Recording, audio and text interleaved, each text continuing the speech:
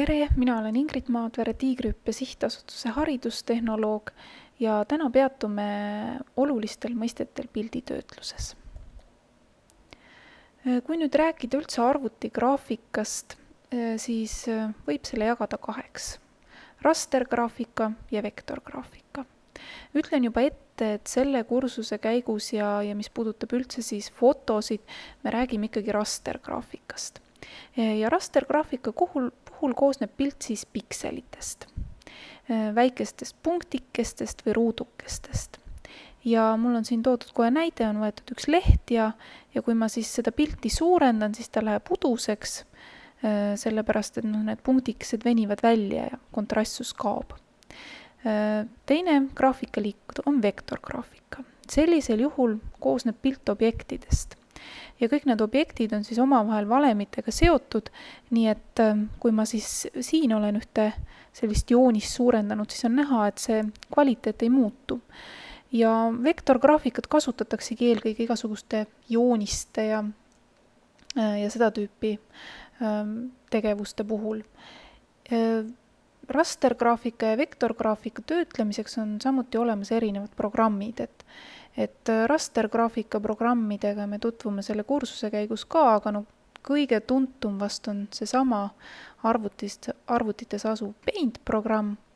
Vektorgraafika programme on ka päris palju, näiteks Corel Draw on üks tuntumaid. Arvutigraafika puhul peab rääkima veel värvisüsteemidest ehk mudelitest. Ja mul on siin välja toodud 2 värvisüsteemi. Esimene RGB, mis tuleb siis inglisekeelsetest sõnadest red, green ja blue, punane, roheline ja sinine. Ja see tähendabki siis, et erinevaid värve me saame siis, kui me segame neid 3 värve ja kui me kõik need värvid kokku liidame, siis me saame valge värvuse. Ja kui me neid värvusi ei kasuta, siis on tulemuseks must. Ja RGB-süsteemide peal on kõik televiisorid, monitorid, skännerid, seal seda mudelit kasutatakse. Teine mudel on CMY, sulgudes K, tsüaniidsinine, magnetapunane ja kollane. Ja siis see K on võtmevärvus, mis on siis must.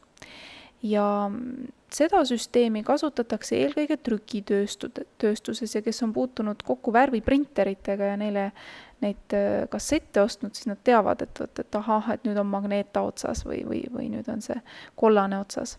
Ja tegelikult peaks nüüd olema, et kui ma liidan sinise, punase ja kollase, et mul tuleb välja must, aga reaalselt tegelikult tuleb välja sinne porikarva toon.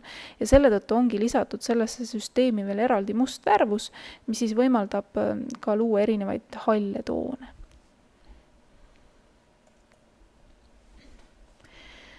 Fotodest ja tavalistest piltidest rääkides kõige olulisem mõiste on piksel, mis siis tuleneb inglisekeelsest sõnast ja tähendab punkti, picture element, pildi element. Ja igasugune digipilt koosneb siis pikselitest. Ja igal pikselil on siis ka omakorda oma värv. Siin all ongi mul näide siis ühest hästi palju suurendatud väikesest digipildi osast ja on näha siis väikesed ruudukesed, millel igaühel on oma värv.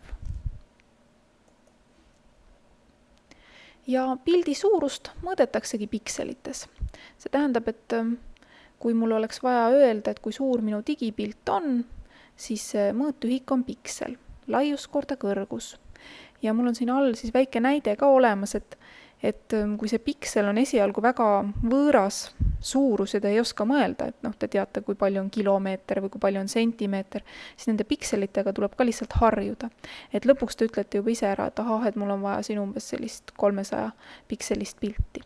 Ja siin all on näide ka siis, et kui on 100 korda 62 pikselit pilt või siis kui on 300 korda 186 pikselit.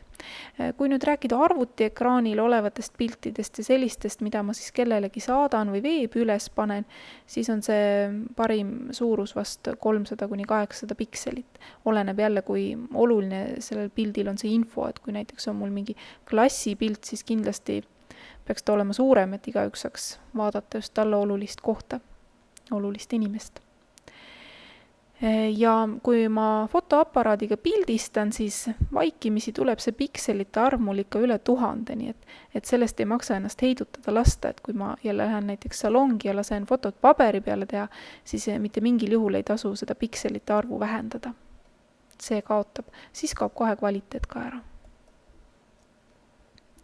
Üks oluline mõiste on veel värvisügavus ehk värvigamma. Ühepitine sisaldab siis 2 värvi. Siin all on mul näide ka olemas, must ja valge. Kahepitises on 4 värvi, must, valge ja siis 2 halli tooni. 4-pitine võib olla nii värviline kui ka siis halltoone sisaldav. Et mul on siin nüüd 4-pitine ikkagi võetud värviline, kus siis sisaldab 16 erinevat värvitooni. 8-pitine värvisügavus sisaldab juba 256 erinevat värvitooni ja siis need arvud lähevad kui üles 16-pitine ja 24-pitine, siis omakorda aina rohkem ja rohkem erinevaid toone. Palju räägitakse ka pilditöötluse puhul resolutsioonist. Ja kui me rääkisime enne pildi suurusest, et see on pikselites, siis see resolutsioon tähendab, et punkti tihedust, et kui tihedalt need punktid omavahel siis asetsevad. Tähendab siis, mõõdetakse seda PPI, punktide arv tolli kohta, pixel per inch. Ja arvutiekraanist lähtudes ei ole mõtet ajada seda resolutsiooni üle 100, sest lihtsalt arvutiekraan meil ei näita nii täpselt neid asju. Arvutites on tavaliselt kas 72 või 96 pikselit tolli kohta. Kui me aga hakkame juba oma pilte saatma ajalehtedesse või ajakirjadesse, siis seal need standardid juba muutuvad. Väljatrükil peab olema see punktitihedus suurem, et juba selle ajakirjade, kvaliteetajakirjade puhul 300 pikselit tolli kohta. Võite kohata veel mõistet DPI, mida mõnikord aetakse segi selle sama PPI-ga ja DPI tähendab siis tegelikult printeri resolutsiooni ja väljaprintimisel ei räägime mitte pikselitest, vaid räägime punktidest dots per inches ja siis tuleb sisse lühend DPI. Et nüüd ühte pilti hinnata, kui halb või hea ta on, selleks fotograafid tihti kasutavad histogrammi. Ja histogramm on siis selline diagramm, mis näitab, kui palju pikseleid on erinevates heledusastmetes. Et mul on siin 2 pilti, üks on siis ühest õitsenud võilillest ja teise pildi peal on mina Londonis. Ja histogrammi vaadates me näeme selle võilille puhul kohe, et tumedaid alasid on päris palju, heledaid on vähem, aga nüüd selle Londoni pildi puhul on näha, et heledatest aladest on päris puudus, et kõik see koondub siia tumedasse. Ja öeldakse, et histogramm, selline hea histogramm oleks selline nagu kaussikõver, et siin alguses on neid värvitoone, siis tekib selline tõus ja pärast jälle langus, et ei tohi olla neid tühja alasid, et nende histogrammide järgi siis praegusel momendil kumbki pilt ei ole väga hea. Kindlasti peab rääkima ka failiformaatidest. Neid on päris palju ja iga uus programm toob kaasa tavaliselt ka oma failiformaadi ka. Aga ma panin siia siis näiteid erinevatest failiformaatidest. Mul on siin antud siis kõigepealt faili nimi, kas siis logo, kass, joonistus või mingi image 096 ja siis tuleb punkt ja siis tuleb faili laiend. Vot see faili laiend faili nime taga näitabki, et millises failiformaadis see pilt on. Ja seda on ka jälle vaja teada, sest et kas mul palutakse saata teatud failiformaadis fail või siis ma tahan avada seda mingi programmiga ja siis ma pean seda teadma. Aga nüüd natuke failiformaatidest lähemalt ka. Kõige vanem ja auväärsem failiformaat on BMP bitmap. See on siis Microsoft Windowsi standard ja tegelikult ta sobib väga paljude programmidega. Aga samas tema suur pluss ja miinus on see, et ta on väga suure mahuga. See tähendab, seda faili ei pakita kokku mitte mingil viisil ja kogu see info, mis pildis on, säilib. seal on miljoneid värve, aga kohe nüüd, kui näiteks mul on vaja seda pilti kas internetti üles panna või kellelegi saata, tekib probleem, sest ta on tõesti väga suur. Aga kasutada võiks seda formaati siis sellisel juhul, kui ma tahan seda pilti töödelda ja ma tahan säilitada kogu info, mis selles pildis on. Teine väga levinud faili formaat on JPG ja JPG puhul on siis tegemist juba pakitud failiga ja pakkimine toimub siis kadudega. Ja JPG puhul siis arvestatakse sellega, et ega inimese silm väga hästi ei näe ja võetakse üks pilt ja sarnased värvitoonid asendatakse siis ühesuguse tooniga, et mul oli seal ühte tooni sinine ja kõrval päris sarnane sinine ja siis need ühendatakse ära. Ja loomulikult kõik see toimub kvaliteedi arvel ja ma saan samas, kui ma seda JPG faili salvestan, ka valida kvaliteeti ja mul on siin all väikse kurrunurru pildid ja siin on näha, et esimesel pildil olen ma valinud kvaliteediks 100. See nüüd ei tähenda, et see kogu info pildil säilis, ei, ta ikkagi pakkis seda. Iga kord, kui ma salvestan JPG formaadis, pilt pakitakse ja toimub mingisugune kadu. Ja viimasel pildil on näha, et ma valisin selleks kvaliteediks 10 ja no siin on näha juba kõik pikselid on näha ja pilt ei ole enam vaadeldav. JPG võib siis sisaldada miljoneid värvitoone ja ta on ideaalne siis igasugustele fotodele ja joonistustele just lõppformaadiks, sest ta on ka väga standardne ja avaneb näiteks internetis hästi. Siin võiks arvestada veel seda, et kõik oleneb sellest, kui palju värve mul seal pildi peal on. Mida värvilisem on pilt, seda suurem ka see JPG fail jääb, sellepärast et sellisel juhul on tal raske pakkida. Ta ei leia nii palju sarnaseid värvitoone. Teine jälle levinud failiformaat on GIF, mille puhul on ka tehtud tegemist siis pakitud failiga, aga GIFi puhul öeldakse, et pakkimine on kadudeta. Ja siin on siis, toimub selline asi, et sama tooni alade kirjeldamiseks kasutatakse teatud koodi.